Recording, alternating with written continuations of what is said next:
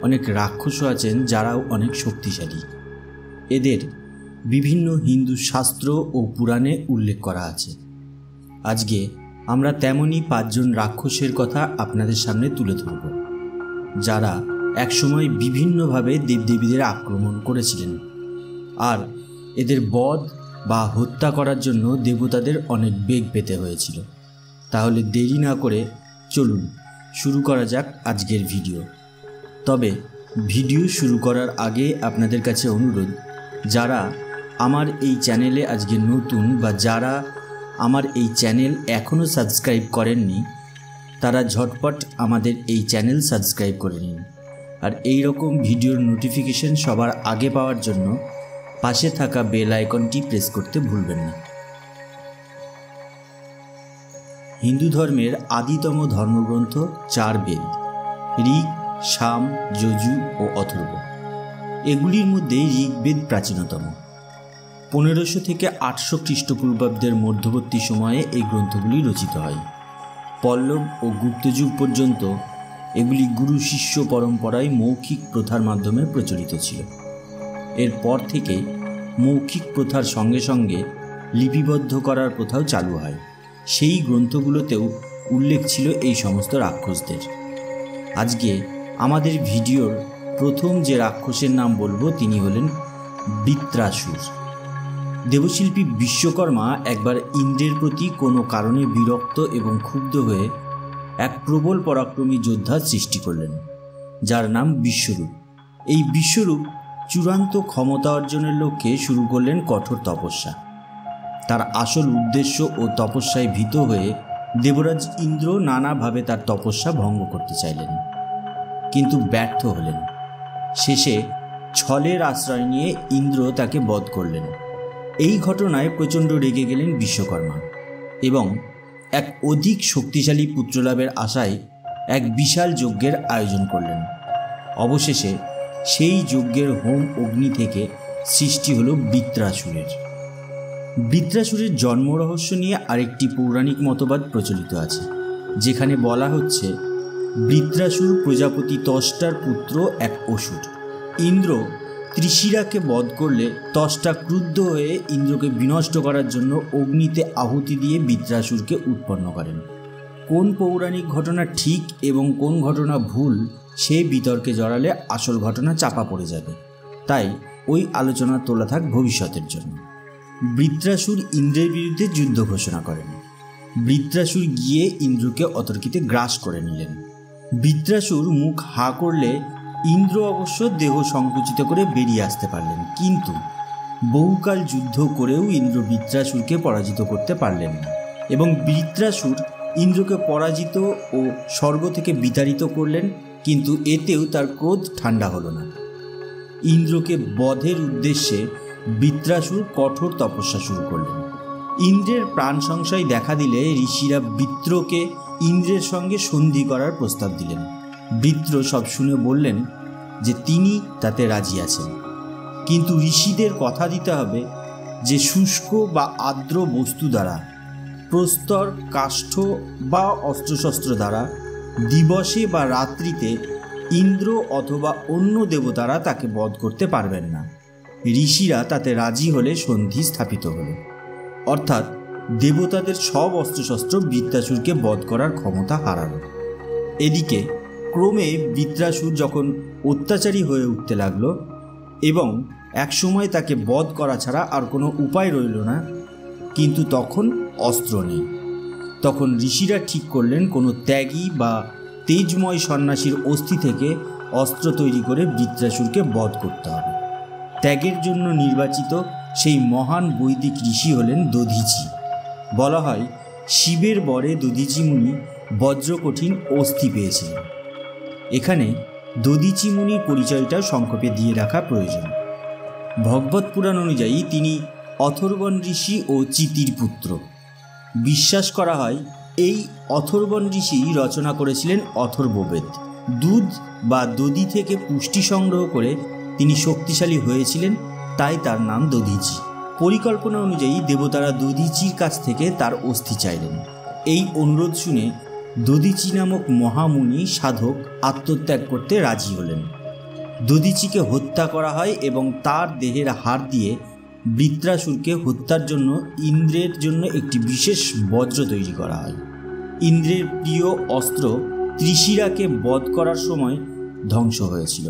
তারপর ইন্দ্র ও বৃত্রাসুরের মধ্যে ভীষণ যুদ্ধ হলো। অবশেষে সেই বজ্র দিয়ে ইন্দ্র একটি বিশেষ সময়ে বৃত্রাসুরকে যুদ্ধে পরাজিত করেন এবং হত্যা করেন। একদিকে ঋষিদের বর অটুট থাকলো, অন্যদিকে অশুভ শক্তির বিনাশ হলো। বৃত্রাসুরের হাত থেকে রক্ষা পেলেন ইন্দ্র, রক্ষা পেল স্বর্গ তথা গোটা সৃষ্টি। ইন্দ্রকে অবশ্য বৃত্রাসুরের বধের পর বিশেষ যজ্ঞের মাধ্যমে ব্রহ্ম হত্যার পাপ খণ্ডন করতে হয়েছিল। এরপরে আমি যে অসুরের কথা উল্লেখ করব তিনি হলেন হিরণ্যাক্ষ। হিন্দু পৌরাণিক কাহিনী মতে মহর্ষি কশ্যপের ঔরসে দিতির গর্ভে হিরণ্যকশিপু ও হিরণ্যাক্ষের জন্ম হয়। কথিত আছে বৈকুণ্ঠে বিষ্ণুর জয় ও বিজয় নামে দুজন দ্বাররক্ষক ছিলেন। একদিন সনন্দাদি ঋষিগণ বিষ্ণুলোকে আসেন, কিন্তু ঋষিদের অদ্ভুত মূর্তি দেখে এই দুই দ্বাররক্ষক বিষ্ণুপুরীতে তাদের ঢুকতে দেন না এবং বাধা দেন। এতে ঋষিরা অপমানিত হয়ে তাদেরকে অসুরজনী প্রাপ্ত হওয়ার অভিশাপ দেন। অভিশপ্ত এই দুজন স্বর্গ থেকে বিচ্যুত হতে থাকলে দয়াপরবশ হয়ে ঋষিরা পুনরায় বর দেন যে এরা 3 জন্ম পরে শাপমুক্ত হবেন। এই দুজনই প্রথম জন্মে হয় হিরণ্যকশিপু ও হিরণ্যাক্ষ, দ্বিতীয়বার তাদের জন্ম হয় রাবণ ও কুম্ভকর্ণ হয়ে, এবং তৃতীয়বার জন্ম হয় পশুপাল ও দন্তবক্র হয়ে। একদিন দিতি সন্ধ্যাকালে কামাতুরা হয়ে কশ্যপের কাছে এসে সন্তান প্রার্থনা করেন। ঋষি স্ত্রীর ইচ্ছা পূরণ করে বলেন যে তোমার চিত্ত অপবিত্র ও কামাতুরা, এই জন্য তোমার 2টি অধম পুত্র হবে। সে সময় দিতি প্রার্থনা করেন যে তার এই পুত্র যেন বিষ্ণু কর্তৃক নিহত হয়। কশ্যপ সেই বরই দিলেন। দিতির 100 বৎসর গর্ভধারণের পর হিরণ্যকশিপু ও হিরণ্যাক্ষের জন্ম হয়। এরা দুজনই অত্যন্ত অত্যাচারী হয়ে উঠলে হিরণ্যাক্ষ বরাহরূপী বিষ্ণু কর্তৃক নিহত হন। আমাদের তৃতীয় রাক্ষসের নাম জালান্ধার রাক্ষস। একবার ইন্দ্র গুরু ব্রহ্মার সাথে শিবের দর্শনে কৈলাসে যান। এটি জানতে পেরে মহাদেব ইন্দ্রের পরীক্ষা নেওয়ার জন্য একটি ঋষির বেশ ধারণ করলে এবং তাদের পথের মাঝে বসে পড়লেন। তখন ইন্দ্র জিজ্ঞাসা করলেও উত্তর না পাওয়ায় ইন্দ্র রেগে গিয়ে বজ্র দিয়ে প্রহার করতে যান ঋষির ছদ্মবেশে থাকা শিবকে। শিব তখন ক্রোধিত হয়ে যায় এবং ব্রহ্মা শিবকে বুঝতে পেরে তাকে ক্ষমা করার অনুরোধ করে। তারপর শিব তার নেত্র সমুদ্রের দিকে করলেন এবং তার ক্রোধাগ্নি ওই সমুদ্রের জলের উপর ফেলেছিলেন। ওই স্থানটি ছিল সমুদ্র ও গঙ্গার মিলনস্থল, যার বর্তমান নাম গঙ্গাসাগর। এবং শিবের ক্রোধাগ্নি থেকে ওই সমুদ্রে একটি শিশুর জন্ম হয়। শিশুটি জন্মানোর পর থেকে খুব জোরে জোরে কাঁদে, যার ফলে ব্রহ্মা আসে ওই শিশুটির কাছে। তখন ওই শিশুটির নাম দেন জলন্ধর। তারপর শুক্রাচারীকে ডেকে সেই শিশুটির রাজ্যাভিষেক করা হলো। জলন্ধর একজন রাক্ষসদের শাসক হয়ে ওঠে। তারপর জলন্ধরের সাথে কালমিনী নামক এক অসুরের কন্যা বৃন্দার সাথে বিবাহ হয়, যিনি বিষ্ণুর বড় ভক্ত ছিলেন। জলন্ধরের এত ক্ষমতার পেছনে ছিলেন তার পতিব্রতা স্ত্রী। বৃন্দা পতিব্রতার জন্য জলন্ধরকে দেবদেবীরা পর্যন্ত পরাজিত করতে পারতেন না।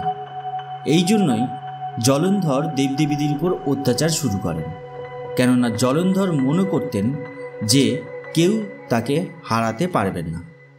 একসময় জলন্ধরের সাথে শিবের যুদ্ধ হয়, কিন্তু শিব তাকে পরাজিত করতে পারছিলেন না। তাই বিষ্ণু জলন্ধরকে পরাজিত করার জন্য জলন্ধরের রূপ ধারণ করে বৃন্দার কাছে আসেন এবং বৃন্দা মনে করেন যে জলন্ধর এসেছেন। তাই বৃন্দা তার সাথে পতিস্বরূপ ব্যবহার করে, যার ফলে বৃন্দার পতিব্রতা ধর্ম ভেঙে গেল। এরপরে শিব কৈলাসে জলন্ধরকে বধ করলেন। সতীত্ব ভেঙে যাওয়ার লজ্জায় বৃন্দা নিজেকে আগুনে দাহ করলেন এবং তার শরীরের ভস্য ওই স্থানে একটি তুলসী গাছ জন্মায়, অর্থাৎ তুলসী বৃন্দারই রূপ। এই রকমই আর একজন অসুর হলেন মধুকৈটব। হিন্দু পৌরাণিক মতে মধু ও কৈটব নামক দুজন দৈত্যের একত্রিত নাম হল মধু কৈটব। মার্কণ্ডেয় পুরাণ মতে প্রলয় সমুদ্রে বিষ্ণু যখন অনন্তনাগের উপর যোগনিদ্রায় ছিলেন তখন তার নাভি থেকে ব্রহ্মার উৎপত্তি হয়। সেই সময় বিষ্ণুর কর্ণমল থেকে দুটি দৈত্য জন্মলাভ করেন। এই দৈত্য দুটির নাম ছিল মধু ও কৈটব। দৈত্যরা ব্রহ্মাকে হত্যা করতে উদ্যত হলে উনি যোগনিদ্রারূপী মহামায়ার বন্দনা করেন। মহামায়া বিষ্ণুর দেহের বিভিন্ন অংশ থেকে বিচ্ছুরিত হয়ে নিজেকে ব্রহ্মার সামনে প্রকাশ করেন। পরে ব্রহ্মাকে অভয় দান করে অন্তরিত হন। বিষ্ণু নিদ্রা থেকে জেগে উঠে দৈত্যদের আক্রমণ করেন।